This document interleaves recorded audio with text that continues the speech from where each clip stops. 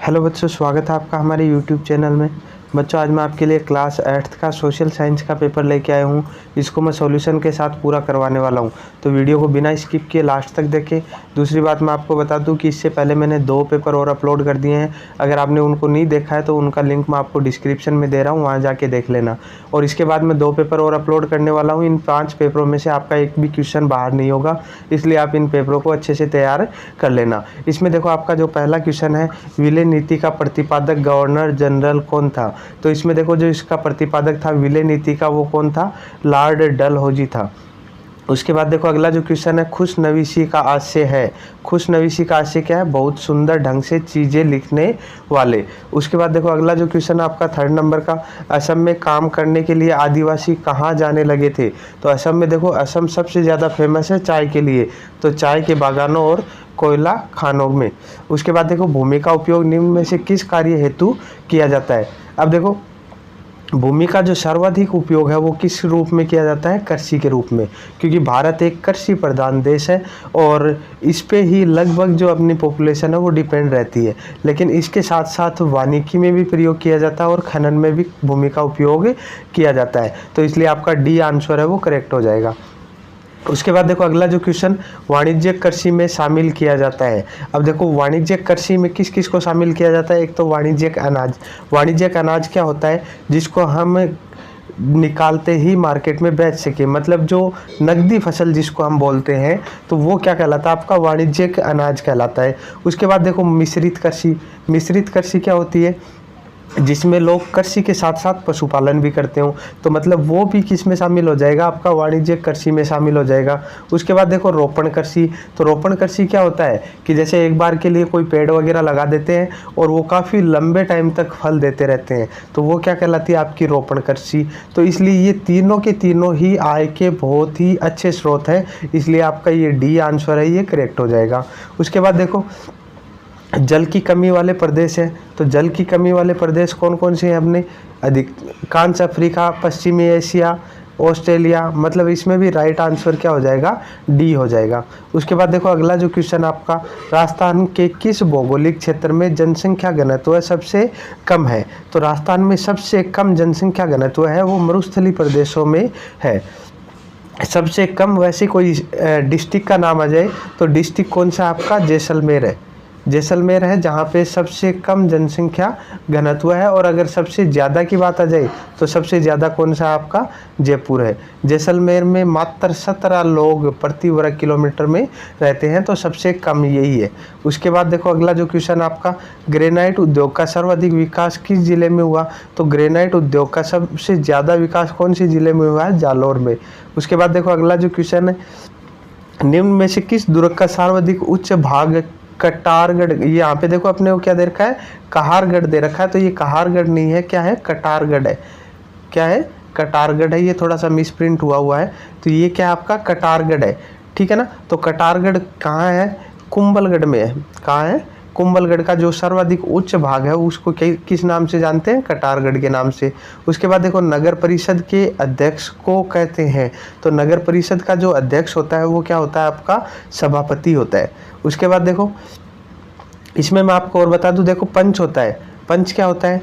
ग्राम पंचायत की सबसे छोटी इकाई है। मतलब ग्राम पंचायत में वार्ड के द्वारा जिसको मुखिया बनाते हैं, मतलब वार्ड का जो मुखिया होता है ना, ग्राम पंचायत में वार्ड का मुखिया होता है, वो क्या कहलाता है? आपका पंच कहलाता है। पार्षद क्या होता है? नगर पालिका में जो वार्ड होते हैं, नगर पालिका में जो वार्ड होते हैं उनमें चुने जाने वाले को क्या कहते हैं? हम पार्षद कहते हैं। मतलब शहरी क्षेत्रों के अंदर, नगर पालिका क्षेत्रों के अंदर जो सबसे छोटी इकाई है वो क्या आपकी? पार्षद है। उसके बाद देखो, पार्षद सारे के सारे मिलके क्या बनाते हैं? इसमें देखो, एक अपने ग्राम पंचायत पे ही होता है कि एक तो होता है जिला परिषद सदस्य, एक पंचायत समिति सदस्य होते हैं। तो जो पंचायत समिति सदस्य होते हैं वो किसका निर्वाचन करते हैं? बाद में प्रधान का करते हैं। और जो जिला परिषद सदस्य होते हैं वो किसका निर्वाचन करते हैं? जिला प्रमुख का।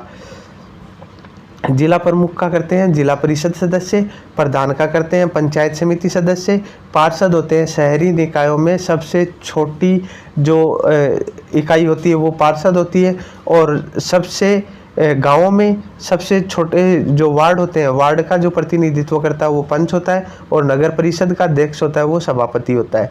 उसके बाद देखो अगला जो क्वेश्चन आपका, ब्रह्म समाज की स्थापना किसने की थी? तो ब्रह्म समाज की स्थापना की थी राजा राम मोहन राय ने। उसके बाद देखो अगला जो क्वेश्चन है, निम्नलिखित के जोड़े बनाई। अब देखो इनको अपने को मिलाना है कि कौन सा किसके लिए सही है। तो देखो दिलवाड़ा का जैन मंदिर, तो ये कहाँ स्थित है? आबू पर्वत में, मतलब कौन सा डिस्ट्रिक्ट आपका? सिरोही जिला है। उसके बाद देखो रणकपुर के जैन मंदिर, तो रणकपुर के जैन मंदिर कहाँ है? पाली में है। उसके बाद देखो खाटू श्याम जी का मंदिर, तो खाटू श्याम जी का मंदिर है सीकर में। उसके बाद देखो बंगाल विभाजन है, तो वो कब हुआ था? 1905 में। उच्चतम न्यायालय कहाँ है आपका? दिल्ली में है। तो इस तरह से आपके 5 क्वेश्चन हो गए। उसके बाद देखो अगला जो क्वेश्चन है आपका, रिक्त स्थानों की पूर्ति करो। तो देखो इसमें पहला क्वेश्चन है, हमारे देश में खालिस्तान का शासन चलता है। अब देखो इसमें किसका शासन चलता है? तो वैसे देखें तो अपना देश क्या है? एक लोकतांत्रिक देश है, तो हम यहाँ पे लिख सकते हैं कि जनता का शासन चलता है, या फिर ये बोल सकते हैं कि लोकतंत्र का शासन चलता है। तो दोनों ही आंसर आपके करेक्ट हो जाएंगे, मतलब लोकतंत्र भी हो सकता है और जनता भी हो सकता है। अगर अपने को यहाँ पे ब्रैकेट में कुछ दिया होता तो उसके अकॉर्डिंग हम इसको राइट कर देते। उसके बाद देखो अगला जो क्वेश्चन है, देश के सर्वोच्च न्यायालय के मुखिया होते हैं।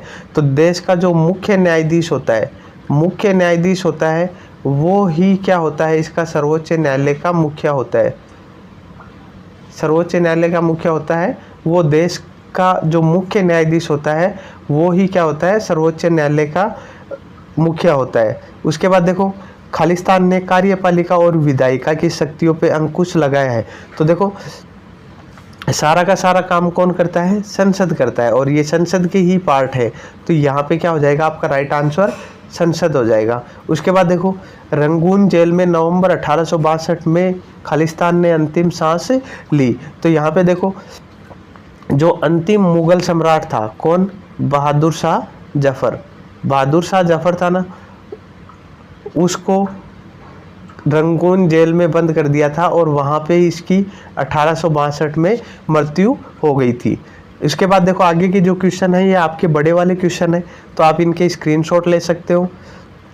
और अगर इस पेपर की आपको पीडीएफ चाहिए तो डिस्क्रिप्शन में आपको टेलीग्राम ग्रुप का लिंक दे रहा हूँ, वहाँ जाके आप टेलीग्राम ग्रुप ज्वाइन कर सकते हो। वहाँ पे आपको इसकी पीडीएफ प्रोवाइड करवा दी जाएगी। और अगर किसी की भी क्वेश्चन में कोई डाउट हो, कोई संशय हो, तो कमेंट बॉक्स में बता सकते हो। तो एग्ज़ाम के लिए बेस्ट ऑफ लक। धन्यवाद।